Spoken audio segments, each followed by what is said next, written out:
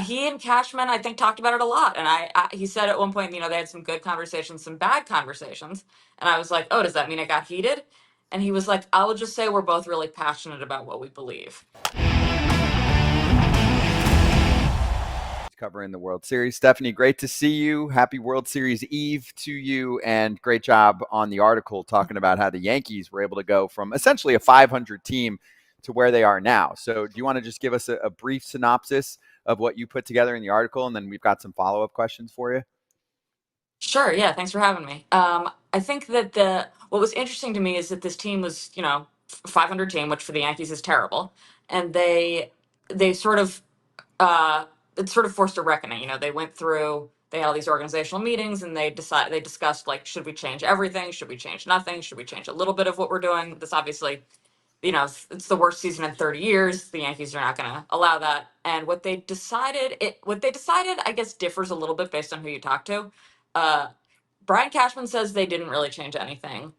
Most other people say they changed a little bit, but everybody agrees that the biggest change is just Juan Soto.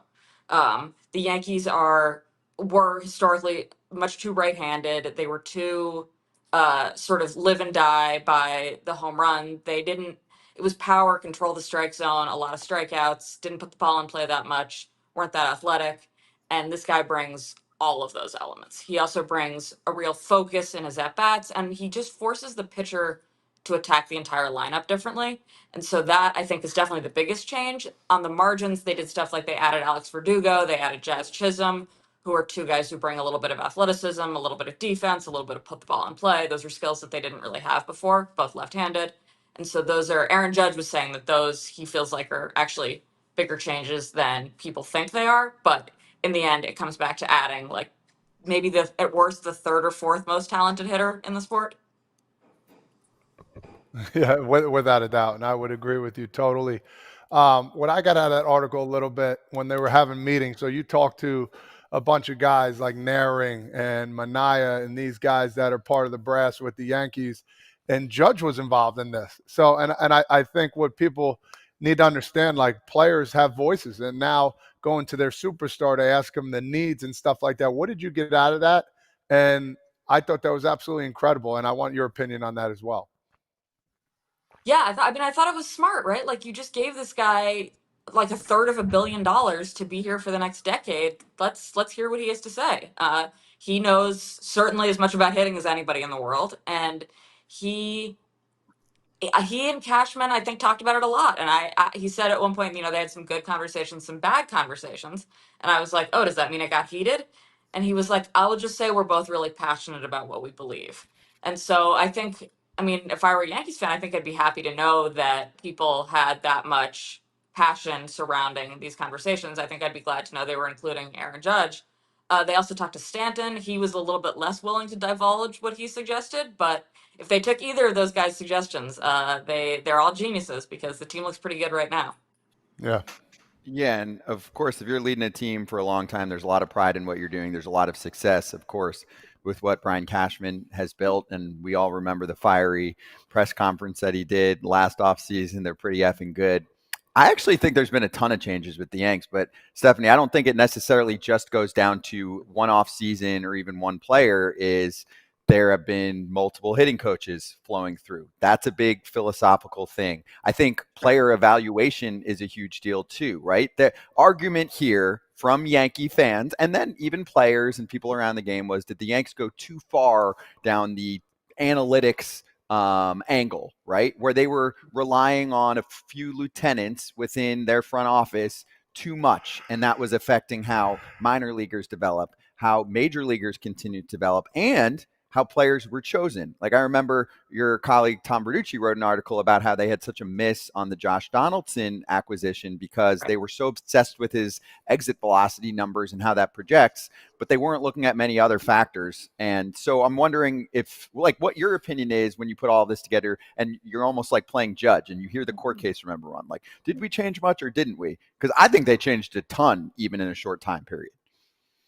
Yeah, I agree. I think that they changed more than they are sort of maybe it's not even willing to admit. Maybe it's more that they don't see it as massive changes. But I think bringing back a guy like Brian Sabian, that tells you that they're trying to make sure that they have a diversity of voices in the room, that, you know, the sort of old school baseball guys are valued, and that they're all seeing the same thing, asking, you know, what Judge thinks, at getting the players' opinions. I think that's all uh, maybe something that wouldn't have been happening in the same way a few years ago. And one thing the Judge said is he thinks back to a guy like Brett Gardner and having that kind of bat in the lineup, having that kind of personality, that he was basically trying to recreate Brett Gardner in the aggregate, which is probably not maybe the moment that you remember from Moneyball. But that is, I think that he really thinks that that was a valuable person to have around, and so they're trying to put together a team that resembles what he was able to do. When you talk to Cash about this and just about the whole situation, did you feel like he seemed reticent to have these meetings because he believes so wholeheartedly in what he's done as a general manager for the last 30 years? I think he was willing to have the meetings because I think that he is so sure that their philosophy is right, that he thought that that was what they were gonna take from it, and that's, I think, what he thinks they did take from it. You know, the marginal stuff he thinks kind of falls in line with the philosophy that he's been espousing for 30 years. He sees this all as consistent, I think. All right, let's get into the postseason a little bit here. There's a lot of action going on. East meets West. This has been, I mean, the lead up, we were talking about this before. It feels like it's going quick. Usually it goes slow. I want to talk about Juan Soto and how his impact on this team. You said it a little bit before. What do you think his chances are next year coming back to the Yankees a little bit? I mean, I think they should re-sign him. I think you watch what he does in the big moments, but also in the small moments. And I think you're crazy if you don't want that guy on your team. I understand that they have a lot of commitments out there, but you could almost see Hal after the game. He was talking to Yes Network, and they were asking about Soto, and you could almost see him in his head, like doing the math on what this was going to cost. And I can't really think of a better way to spend that money than Juan Soto. He is so good, and he's so consistently good. The Yankees keep talking about. He brings this every day. And he also brings, I was saying, you know, the at bat that he had in the last game of the ALCS that everybody was talking about, they saw that at bat like the second day of spring training. That he just wears down pitchers. He never feels like he's out of an at bat, so he's never willing to give it up. He feels like every time he sees a pitch, he has just gotten a lot better. And so even if that means he's down to 2 strikes, God help the pitcher, because now he's seen more of your stuff. And I think and I think he's right about that most of the time. And he's a joy to watch. And I think that I think the Yankees see that, and I think they would be kind of crazy, honestly, not to give him whatever he wants. Listen, everybody, we got a major problem here. Half of our viewers are not subscribed. Let's go. All you got to do is click a button. Check it out. Hit that button. The problem will be gone. Let's go. Hey FT fam, it's Alana Rizzo. I can't stop talking about Vuori. Vuori is perfect if you are sick and tired of traditional old workout gear. I wear Vuori in all settings, not just in the gym, because honestly, it's comfier than whatever you're currently wearing. No joke. I'm wearing Vuori daily leggings right now. They're high-waisted with the drawstring and cuffed ankles. They look good and they feel great. You're going to love them. Vuori is an investment in your happiness. For our listeners, they are offering 20% off your first purchase. Get yourself some of the most comfortable and versatile clothing on the planet at vuori.com/foul. That's VUORI.com/foul. Not only will you receive 20% off your first purchase, but enjoy free shipping on any U.S. orders over $75 and free returns. Go to vuori.com/foul and discover the versatility of Vuori clothing. I want to hit one more thing from your article. You said the biggest change was they got a full season out of Juan Soto. I don't remember if you said, though, they got a third of a season out of Aaron Judge this year. They got 50 more games than they did last year. So I get it. I get that the Yankee fans want Soto back. I get that. But 158 games compared to 108 games or 108 games the year before from Judge, like you're still there's a lot of value in that. So for fans who are like, For sure. oh, you have to bring Soto back, they can't do this without him. Like They made the playoffs the other year with a full season of Judge and an MVP. This year he's going to win the MVP again. And so I think Soto's kind of overshadowed a little bit what Judge has done in an MVP year. How can that happen? But Yeah, for sure. And that's one thing I should have mentioned earlier that I did mention in the story. Cashman thinks that basically the thing that went wrong for them last year is everybody got hurt. And he thinks that with a full season of Aaron Judge, like that solves a lot of problems. And he's definitely right. But I do think that Soto offers a level of protection in the lineup for Judge and a level of when he's hitting behind him and when he's hitting in front of him, he allows Judge to hit with a guy on or to have seen an extra, 8 pitches because Soto has been wearing the pitcher down. So I do think he has contributed to the season the Judge has had, but there's no question that when I say that Soto's like at worst the fifth best hitter, Judge is like one of the four ahead of him. So this is a very talented team. And in October, there's nobody like Giancarlo Stanton either. So this is a very talented team. Hey, Stephanie, you wrote a great article and got a really good quote from John Middleton saying, my great-grandchildren might be angry at me, but I'm not going to know them, when he was talking about the spending that he does. So I'm going to try to relate it to where we're at now, because the Phillies didn't make it, but the Yankees and Dodgers did, and they spend a lot of money. But they spend a lot of money not just on player payroll, and this goes for the Phillies as well. They spend a lot of money on their organization. And we talk to players on our show every day. We talk to plenty of players, of course, behind the scenes. And I think that's what stands out as well, because the Cleveland Guardians don't spend a lot of money, but generally aren't a team that gets crapped on as an organization. Like, okay, let's bring up some easy examples. Artie Moreno is not supporting his players in spring training correctly, minor leagues. He's always trying to cut them off from things that everyone else does, right? That's one example. There are many more on the bad side. Bob Nutting, of course, the Pirates, there's guys like that, right? On the other side, and there's plenty in the middle, on the other side, you have teams that go above and beyond. And some of those teams are not necessarily the ones that spend a lot on player payroll, but they don't cheap out on how they treat their players and how they develop their players. So I just wanted to get your thoughts on that side, because I think that's being overlooked. I think people are just like, well, they can get every free agent. I'm like, it's not all about that. Like, the Angels have spent money on players, and they still have sucked for years because they're losing at the margins. Yes.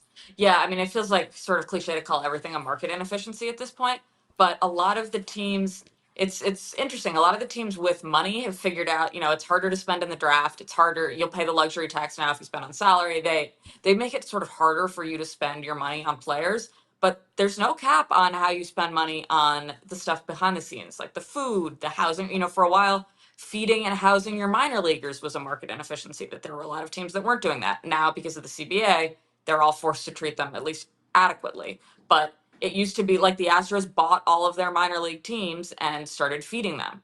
That is a crazy thing that wasn't happening everywhere in 2018, but that's part of why the Astros had such a robust minor league system. They were actually paying attention to their minor leaguers, and so you see like teams like the Rays. The Rays players, when they leave, they're all kind of sad. They miss the Rays because the Rays really took care of them, and so even though you don't see the money in salary, a lot of these teams have figured out, both the big market ones and the small market ones, the ones that are sort of paying attention, have figured out that there are other ways to invest. And in some cases, you can get a really good deal investing behind the scenes. If you can't afford to pay a major free agent deal, maybe you can at least make the guys you do have consider signing an extension because the facilities and the life that they lead is so good and they feel like they're improving and getting a good life.